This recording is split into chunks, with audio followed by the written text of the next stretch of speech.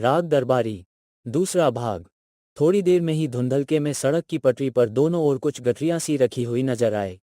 ये औरतें थीं जो कतार बांधकर बैठी हुई थीं। वे इत्मीनान से बातचीत करती हुई वायु सेवन कर रही थीं और लगे हाथ मल मूत्र का विसर्जन भी।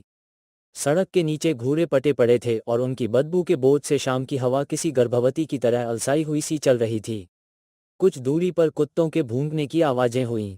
आंखों के आगे धुएं के जाले उड़ते हुए नजर आए। इससे इनकार नहीं हो सकता था कि वे किसी गांव के पास आ गए थे। यही शिवपालगंज था।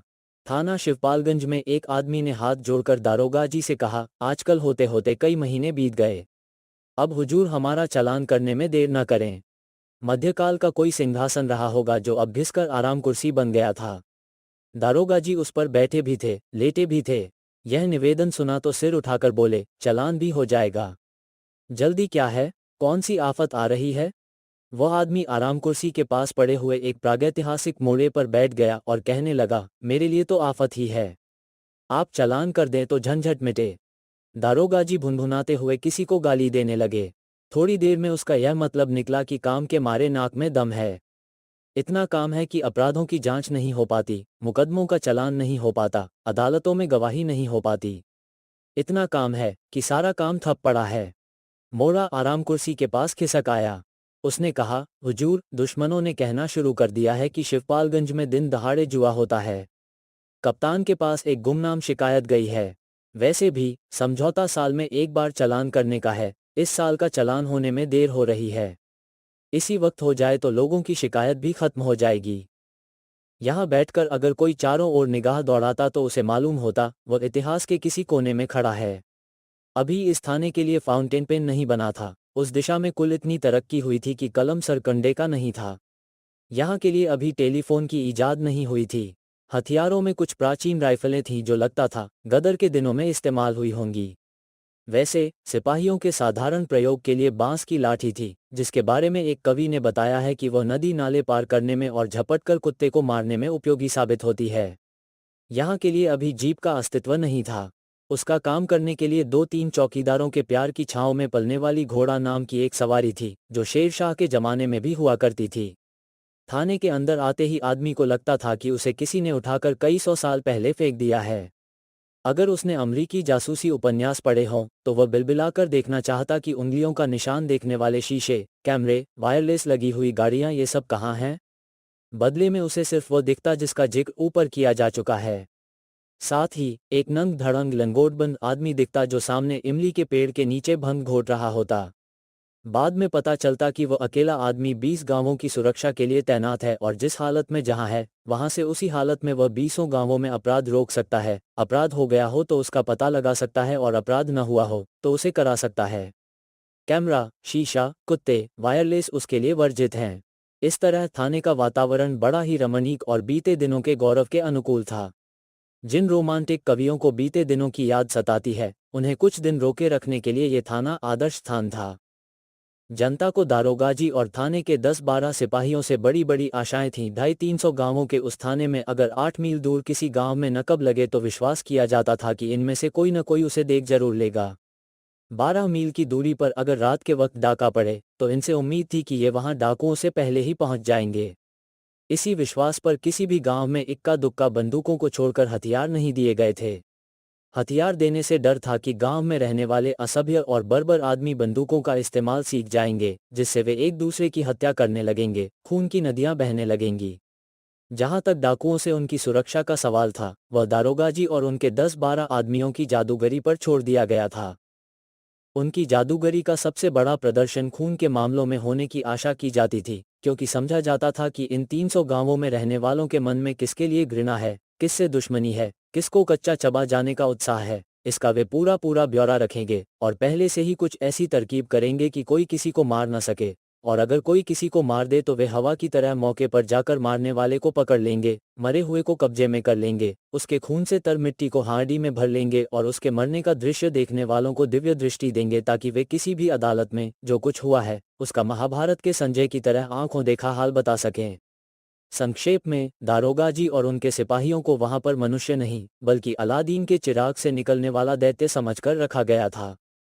उन्हें इस तरह रखकर 1947 में अंग्रेज अपने देश चले गए थे और उसके बाद ही धीरे धीरे लोगों पर यह राज खुलने लगा था कि ये लोग दैत्य नहीं हैं बल्कि मनुष्य हैं, और ऐसे मनुष्य हैं जो खुद दैत्य निकालने की उम्मीद में दिन रात अपना अपना चिराग घिसते रहते हैं। शिवपालगंज के जुआरी संघ के मैनेजिंग डायरेक्टर के चले जाने पर दारोगा जी ने एक बार सिर उठाकर चारों ओर देखा। सब तरफ अमन था। इमली के पेड़ के नीचे भंग घोटने वाला लंगोटबंद सिपाही अब नजदीक रखे हुए एक शिवलिंग पर भंग चढ़ा रहा था। घोड़े के पुट्ठों पर एक चौकीदार खरहरा कर रहा था। हवालात में बैठा हुआ एक डकैत जोर जोर से हनुमान चालीसा पढ़ रहा था। बाहर फाटक पर ड्यूटी देने वाला सिपाही निश्चय ही रात को मुस्तैदी से जागने के लिए एक खंभे के सहारे टिककर सो रहा था। दारोगा जी ने ऊँघने के लिए पलक बंद करना चाहा, पर तभी उनको रूपन बाबू आते हुए दिखाई पड़े। वे भुनभुनाए कि पलक मारने की फुर्सत नहीं है। रूपन बाबू के आते ही वे कुर्सी से खड़े हो गए और विनम्रता सप्ताह बहुत पहले बीत जाने के बावजूद उन्होंने विनम्रता के साथ हाथ मिलाया। रूपन बाबू ने बैठते ही कहा, रामाधीन के यहाँ लाल स्याही से लिखी हुई एक चिट्ठी आई है। डाकुओं ने 5,000 रुपया मांगा है। लिखा है अमावस की रात को दक्षिण वाले टीले पर।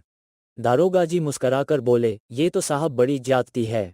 कहाँ तो पहले के डाकू नदी पहाड़ पहाड़ लांघकर घर पर रुपया लेने आते थे, अब वे चाहते हैं कि कोई उन्हीं के घर जाकर रुपया दे आवे। रूपन बाबू ने कहा, जी हाँ, वो तो देख रहा हूँ। डकैती न हुई, रिश्वत हो गई। दारोगा जी ने भी उसी लहजे में कहा, रिश्वत, चोरी, डकैती, अब तो सब एक हो गया है, पूरा साम्यवाद है। रूपन बाबू बोले, पिताजी भी यही कहते हैं। वे क्या कहते हैं? यही कि पूरा साम्यवाद है। दोनों हंसे। रूपन बाबू ने कहा, नहीं, मैं मजाक नहीं करता। रामाधीन के यहाँ सचमुच ही ऐसी चिट्ठी आई है। पिताजी ने मुझे इसीलिए भेजा है। वे कहते हैं कि रामाधीन हमारा विरोधी है तो क्या हुआ, उसे इस तरह न सताया जाए। बहुत अच्छी बात कहते हैं। जिससे बताइए उससे कह दूं। रूपन बाबू ने अपनी गड़े में धंसी हुई आंखों को सिकोड़कर दारोगा जी की ओर देखा। दारोगा जी ने भी उन्हें घूर कर देखा और मुस्करा दिए। बोले, घबराइए नहीं, मेरे यहाँ होते हुए डाका नहीं पड़ेगा। रूपन बाबू धीरे से बोले, सो तो मैं जानता हूँ। ये चिट्ठी जाली है। जरा अपने सिपाहियों से भी पूछवा लीजिए, शायद उन्हीं में से किसी ने लिख मारी हो। ऐसा नहीं हो सकता, मेरे सिपाही लिखना नहीं जानते। एक आध हैं जो दस्तक भर करते हैं। रूपन बाबू कुछ और कहना चाहते थे, तब तक दारोगा जी ने कहा, जल्दी क्या है, अभी रामाधीन को रिपोर्ट लिखाने दीजिए, चिट्ठी तो सामने आए। थोड़ी देर दोनों चुप रहे। दारोगा जी ने फिर कुछ सोचकर कहा, सच पूछिए तो बताऊं, मुझे तो इसका संबंध शिक्षा विभाग से जान पड़ता है। कैसे? और शिक्षा विभाग से भी क्या आपके कॉलेज से जान पड़ता है? रूपन बाबू बुरा मान गए, आप तो मेरे कॉलेज के पीछे पड़े हैं। मुझे लगता है कि रामाधीन के घर यह चिट्ठी आपके कॉलेज के किसी लड़के ने भेजी है। आपका क्या ख्याल है? आप लोगों की निगाह में सारे जुर्म स्कूली लड़के ही करते हैं। रूपन बाबू फटकारते हुए कहा, अगर आपके सामने कोई आदमी जहर खाकर मर जाए तो आप लोग उसे भी आत्महत्या न मानेंगे। यही कहेंगे कि इसे किसी विद्यार्थी ने जहर दिया है। आप ठीक कहते हैं रूपन बाबू, जरूरत पड़ेगी तो मैं ऐसा ही कहूँगा। मैं बख्तावर सिंह का चेला हूँ, शायद आप यह नहीं जानते। इसके बाद सरकारी नौकरों की बातचीत का वही अकेला मजमून खुल गया कि पहले के सरकारी नौकर कैसे होते थे और आज के कैसे हैं। बख्तावर सिंह की बात छिड़ गई। दारोगा बख्तावर सिंह एक दिन शाम के वक्त अकेले लौट रहे थे। उन्हें झगरू और मंगरू नाम के दो बदमाशों ने बाग में घेर कर पीट दिया। बात फैल गई, इसलिए उन्होंने थाने पर अपने पीटे जाने की रिपोर्ट दर्ज करा दी। दूसरे दिन दोनों बदमाशों ने जाकर उनके पैर पकड़ लिए।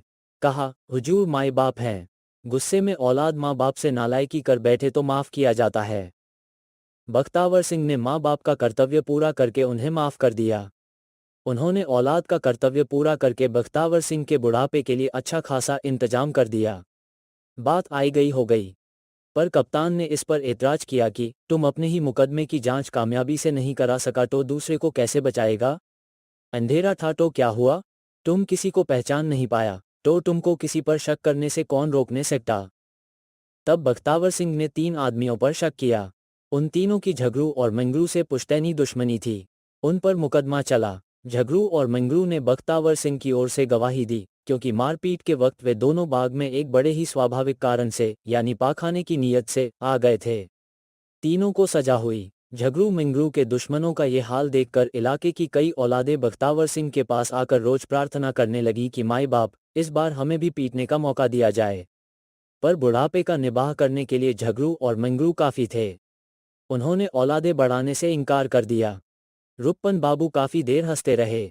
दारोगा जी खुश होते रहे कि रुप्पन बाबू एक किस्से में ही खुश होकर हंसने लगे हैं, दूसरे की जरूरत नहीं पड़ी। दूसरा किस्सा किसी दूसरे लीडर को हंसाने के काम आएगा। हंसना बंद करके रुप्पन बाबू ने कहा, तो आप उन्हीं बख्तावर सिंह के चेले हैं। था, आज़ादी मिलने के पहले था। पर अब तो हमें जनता की सेवा करनी है, गरीबों का दुख दर्द बटाना है, नागरिकों के लिए।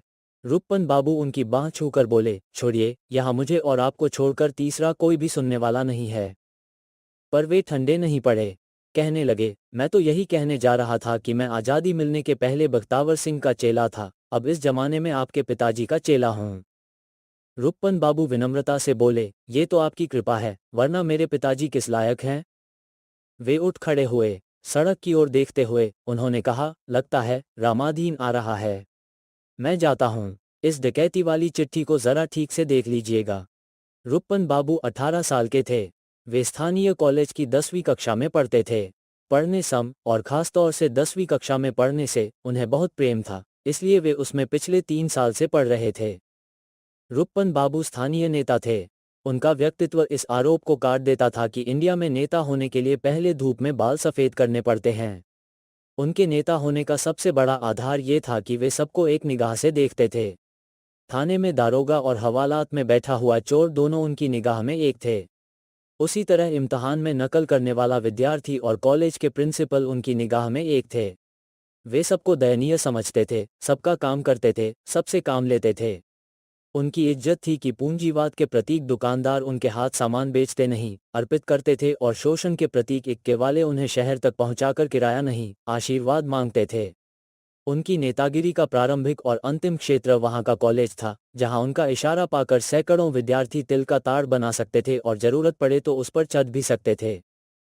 वे दुबले पतले थे, पर लोग उनके मुंह नहीं लगते थे। वे लंबी गर्दन, लंबे हाथ और लंबे पैर वाले आदमी थे। जननायकों के लिए ऊल जलूल और नए ढंग की पोशाक अनिवार्य समझकर वे सफ़ेद धोती और रंगीन बुशर्ट पहनते थे और गले में रेशम का रुमाल लपेटते थे। धोती का कोंच उनके कंधे पर पड़ा रहता था। वैसे देखने में उनकी शक्ल एक घबराए हुए मरियल बछड़े की सी थी, पर उनका रोब पिछले पैरों पर खड़े हुए एक हिनहिनाते घोड़े का सा जान पड़ता था। वे पैदाइशी नेता थे क्योंकि उनके बाप भी नेता थे। उनके बाप का नाम वैद्य जी था। शेष अगले भाग 3 में।